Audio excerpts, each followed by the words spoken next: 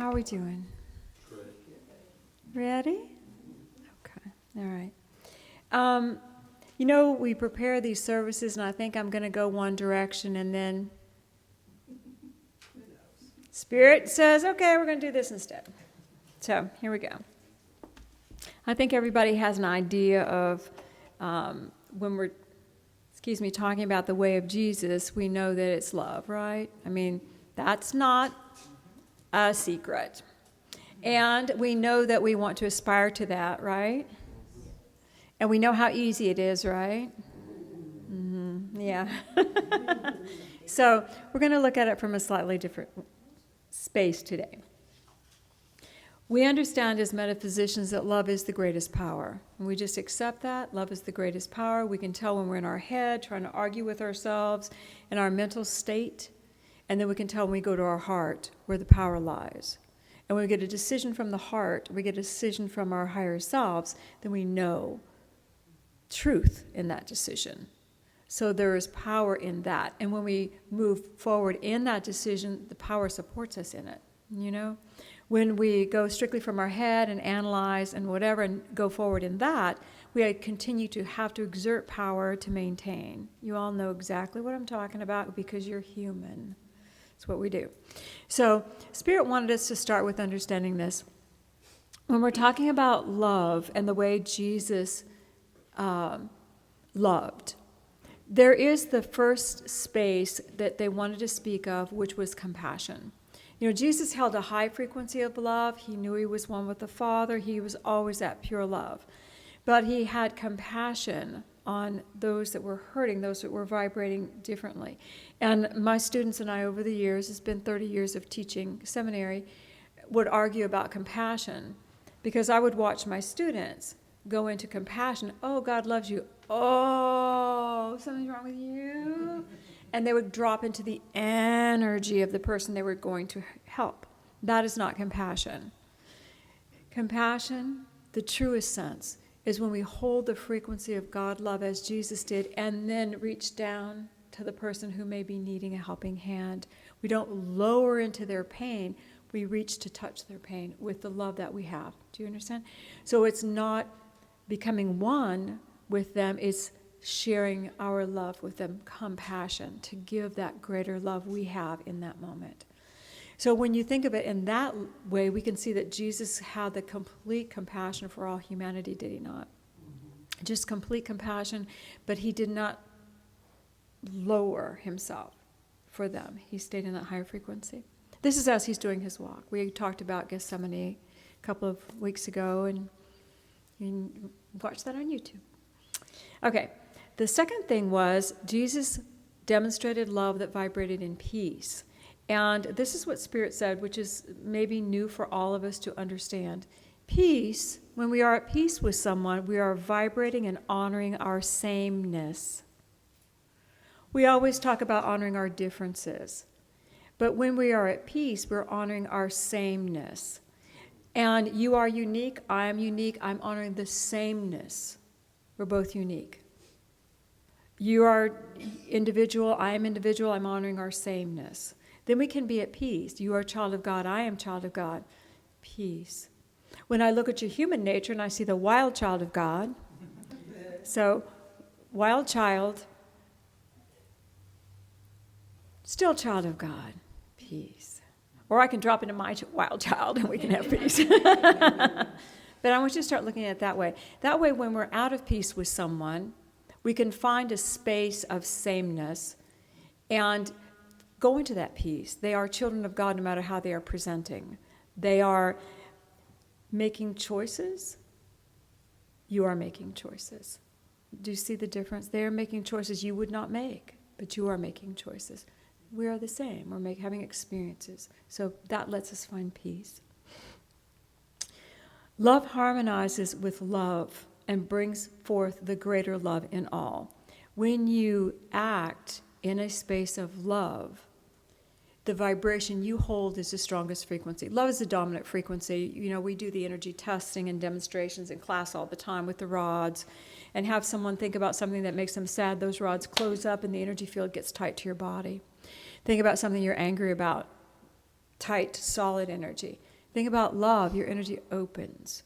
We can put, even you can be thinking about something unlovely, and we could put a Bible in your hand, you don't even know what book it is, and your energy will open up because it's love.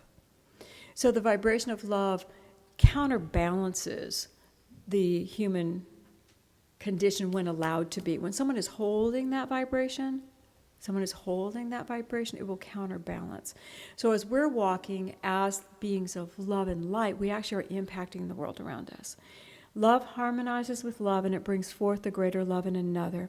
It will call forth the love in everyone in the grocery store you go by, everyone you work with. If you happen to be in a space where you're sitting with one another again, it calls forth that love in them. And you will know people will avoid you like the plague. If you're in love and they are angry, they'll avoid you. They'll walk around you because they don't like you, because you're vibrating in a space they can't dominate. You see? So we have these experiences in our mind. If we think of love on that way, Jesus walked in compassion. He walked holding the frequency of the higher always, and he saw the sameness. Father is in me, Father is in you. Everything I do, you can do in greater. I'm just demonstrating a little bit. You guys have so much more to do. See? Peace, love, compassion, the way of Jesus. This morning, Jesus said this. So I've got some things to share from Spirit. So these are his words. I saw the fighting and the frustration of humanity. Nothing was resolved because they were looking at each other as the problem, and no one was looking at God. I stepped into the very same world and looked at God and effected change. I stepped in the very same world, but I looked at God and effected change. Okay. We're going to take it human for a minute. This is my human example. You ready? Cindy's story. So, leave that story of Jesus there. Come over here. Yesterday, we are on the property cleaning, right? And we're doing all kinds of work. And so I went out at my appointed time, and the benches hadn't been done. So I said to Patrick, has anybody's pressure washed the benches? He said, no. Here, give me the pressure washer. And so I've never pressure washed before. And so it goes, and my whole body, imagine a noodle holding a powerful spigot. And I remember, and every time you do the front, turn it off, because you don't want to hit the grass. Do the back, turn it off. Do the underneath, turn it off. So I'm getting hit repeatedly, just repeatedly. And at one point I said to myself, Cindy, you think you'd get used to that? But I did not change my approach. Okay. At one point, it even spit off the funnel part. It was so strong. It unraveled its connection and spit it off. And Charmaine had to heal it for me. So 20, 30 different times. It never dawned on me. And even David came over and said, Mom, if you'll turn it over, you don't have to do it like this. You know, I'm holding it all these odd positions. So 20, 30 times it never dawned on me to do anything differently. Well, I woke up this morning with whiplash. I have a pain in my neck that I've never experienced in my life, my shoulders, and I'm going, what is that? And Spirit goes, it's the pressure washer. And Spirit said this, it never dawned on you to activate your muscles, did it? And I went, no, because I know nothing about yard work. I walk out into the yard, and I'm a novice. I put my mask on because I can't breathe in what's out there. And I'm saying, okay, how can I help? You all are in power. I am not. And I pick up sticks or whatever. It never dawned on me to engage muscles to prevent the kickback. Do you know what I'm saying? I know if I'm going to hold a gun, I was taught when I was a child, you engage those muscles or you're going to lose your shoulder. You engage. Never thought about it 1 second. And Spirit said this, my power never met the situation. I tried to guide the external power with my noodleness. And I was able to guide it. And I was successful to a point. But yet I have the experience physically in my body now. We need our internal power to be activated so we can guide the external. That was the whole lesson of it all. And y'all, I had to change my schedule. We have a family passing this past week, and so there's a memorial service Tuesday afternoon, so I had to move clients. So I worked in the yard Saturday, came in and did a reading, one of my Tuesday clients, and then worked out, and that's when I did my pressure washing. Well, I worked in the yard, again going, what do I do? And I picked up sticks. Then I came in, and I did a reading, and I turned to God. It was wonderful. It was perfect for her. I'm in the energy of God love. I'm doing what I know to do. I'm in my God power. I walk out, I'm back to the little noodle mousey. What do I do outside? Do you see?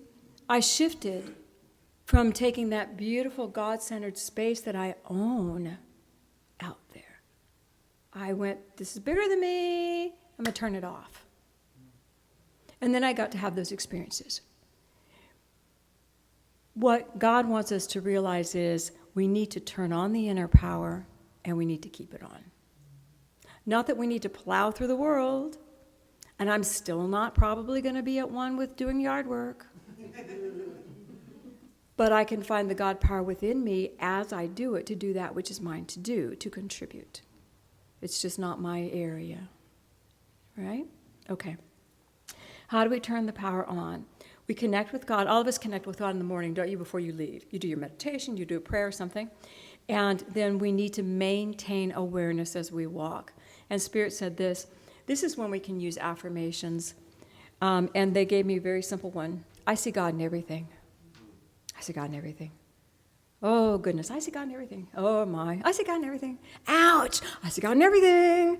Just really hold an affirmation in your mind throughout the day. Even if you're not getting the deep, you're getting the connect. You've already connected. Now your awareness goes back to God. And if you get an ouch and you say, I see God in everything, you've just now called forth the God vibration in your ouch. I see God in everything. You see how that could be something that takes us reconciling bank statements. I see God in those numbers, by golly. God is here. Everything. Everything. All right. Bring the power forward. And then they said this, that I, Cindy, I can tell you how to live love, but they are empty words. I can tell you what to do, but you can't do it until you let God love lead. So I did not want to just say a bunch of empty words. So we're going to take a moment for just connecting. All right, we're going to close our eyes for a moment. Then this is not just a deep meditation. This is just an eye close. But as you close your eyes, I want you to be aware of the energy that begins to move into your body immediately, even before you say the word God. Could you feel it? Now we say God. Father, Mother God, we ask to connect in this moment. We ask to feel that presence flowing through us. We ask to feel the divinity of the I Am within us. God. Breathe. You may feel the energy going down your spine. You may feel your heart being activated, your crown chakra, your body tingling in your feet. Or you may just sense. God, I connect now with the divinity in me, you in me, the Father within me, my higher self, my Christ alive.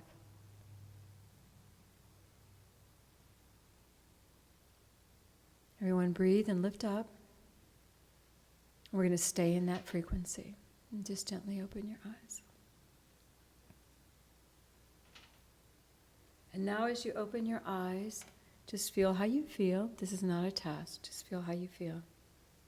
They wanted to speak to you guys about 3 points at this level of consciousness. Okay? This is from Spirit. Christed beings of light, when a human becomes impatient with another human, there is a flicker of a similar energy within them. Ask God within me to heal the cause if you are impatient with another. Is anybody remembering your instructions before you came? These were instructions before you came. When a human becomes impatient with another human, they are experiencing a flicker of something still within them. They can ask that the cause be healed so that they can let the energy find peace. When I am impatient, I have lost my power. I am trying to direct a power outside of myself. I am yelling at the pressure washer. Got it? Say, I got it. I got it. Number 2, humans seek to understand. We seek to understand, which pushes us into the world of another. I don't understand. The minute you say that, you move into someone else's reality, so you can understand. Let your brother choose what they want, and you choose what you want. We've forgotten that one, haven't we? I'll read it again. Humans seek to understand, which pushes them into the world of another. Let your brother choose what they want. You choose what you want. And number 3. Life is a beautiful energy flow. Instead of trusting the river of love, that it will wash away the pebble or the rock that has appeared, humans focus on the rock and align energy against it. The river slows, the flow stops, and it becomes about the rock. Let the power of love wash over the obstacles and challenges. Your power is greater. Can you feel it? Can you feel this beautiful river of energy that moves through us all the time? And then a rock comes in our way, and we go, what the heck? And humans look at the rock. And humans pick up the rock. And humans focus on the rock. And the river stops. Because the human has chosen the rock as the reality. Instead of dropping it back down and letting the river flow. Align with God and see God in everything. As I spoke those words, could you take them in at a different level? And could you feel them? Yes. And could you feel the truth Yes. of not doing that? The truth of doing it and the choice you have to not do it. Okay. So if you need to get back, let's mix our human back in here. We can mix our human back in. So as human Christed beings, we need to clear our impatience. Is anyone still finding impatience with another human being on the planet? Okay, Patrick's hand's up, thank you. And this time it's not me. So, clear the impatience by going to the cause. Choose your experiences. How many of us are still not choosing our experiences? How many of us are letting the world dictate our experiences to us? Choose your experiences. And if you do that even on a very small level in the morning, during the day, I'm going to choose to do something for myself today. Choose my experiences. I still may come and do my work as I've always done. But once I learn to choose my experiences, then I'm going to be choosing my clients differently. I'm going to be choosing how I work with them differently. Things will start moving more to support me. Do you hear? But it starts with something that you consciously choose for yourself. And the last of the 3 that they asked us to remember from our instruction class, allow love to flow through every detail. God's got this, love's going to flow, love's going to flow. And sometimes we're up against stuff so dang hard. It's like there's no way love can even get in there. But love always finds a way through the cracks. Love can always flow. Those are the three things. If we could do that, clear the impatience with our brothers, choose our experiences, and let love flow through every detail, would we be living the path of Jesus? If we could do that and stay connected, we would have to also add staying connected. But the unconditional love is the power that would then move through you. Unconditional love would be the power that moves through you. Jesus said this, I came that you might have peace. I came that you might have love. I came that you might have abundance. I came that you might know God. We now stand in this beautiful river of God love. We just need to let the rocks go. And I wanted to share something from Life and Teachings very quickly. This is Life and Teachings, book 1, and I'm on page 120 in my book. They have been talking about God is love. There's just, if there is a word for God, it's love. To love is to release God's unlimited storehouse of golden treasure. If we love, we cannot help giving, and when we give, we cannot help receiving. Love is fulfilled. We give and we receive. With no thought, everything is taken care of. There is an abundance for all, and none need want in the presence of God love. We were sent to this world to experience the opportunity that all needs would be met. We were not put here to be tested. We were put here to experience life and grow. In the energy of life around us, by our desires, all needs can be met when we tune to God love. In love, all needs are met. You know what is in lack? A limited supply. If you believe in lack in any way, you are looking at a limited supply. And is that representative of what God has to give in His love? No. In God love, the cornucopia of unlimited energy is available. And I wanted to read this to you. I probably read it before. God is in the midst of you, child of infinite, immortal spirit. There is naught to make you tremble or despair, not to make you fear. From the bosom of the Almighty Father you came, in the breath of God created you a living soul. Before Abraham was, you were. Beloved, now are we sons of God, joint heirs with Christ. I thought that was beautiful. Okay, beautiful, lovely children of God. You've been reminded. Now we're going to look at one more thing and we'll close. The way of Jesus. These are human things that we need to also begin to incorporate into our lives of understanding love. Jesus loved inclusively. There was no separation. He healed anyone who was ready to receive. He spoke to those who came to listen. He didn't check credentials at the door. He didn't say, are you here to spy for the king? Yes, he was here to spy for the king. Come on in. Anyone who was willing to come, he welcomed. He was inclusive at every level. He nurtured himself.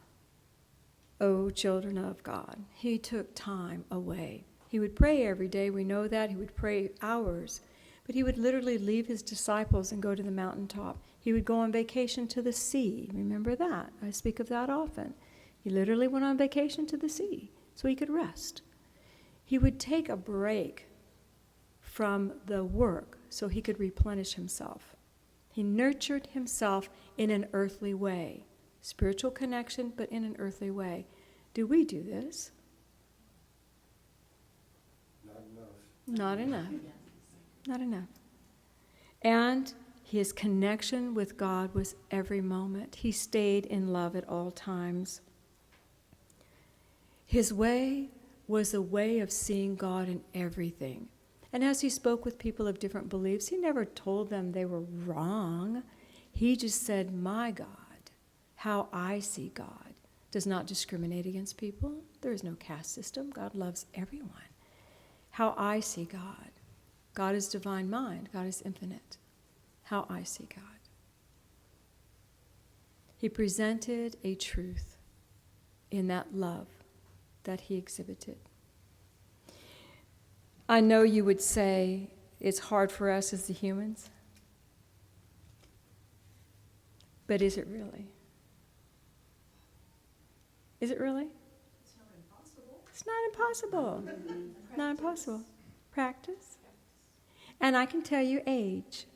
I can look out and tell everybody, you will calm down.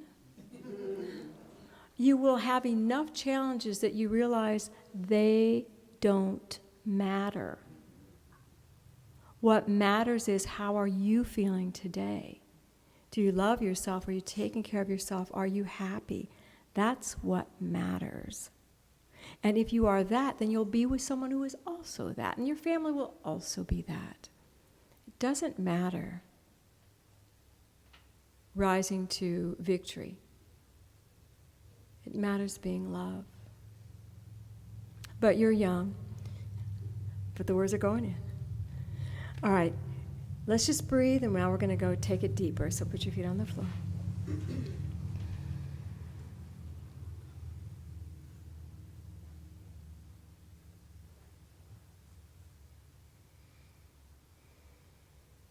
And Father, Mother God, I feel your love pouring through us.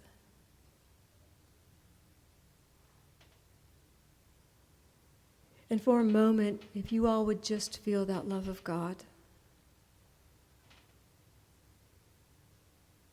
let your mind be still.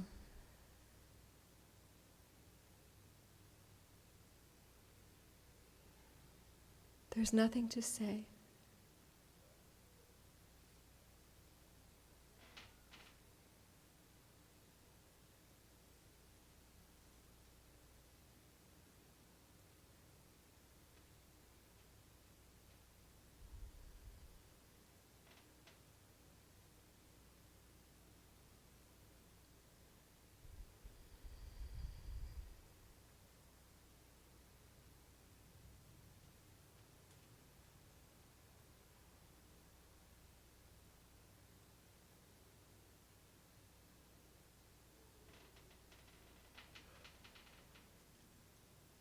Receive the love that flows to you now.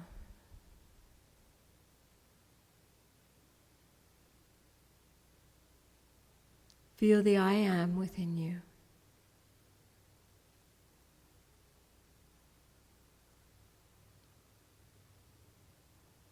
And behold the peace in your world.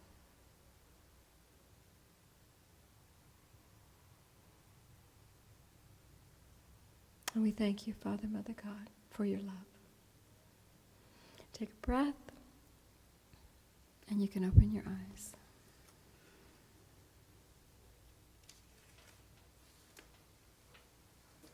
The way of Jesus. The more we do it, the easier it gets. So that is your homework. Give it a go. Say, yay, God.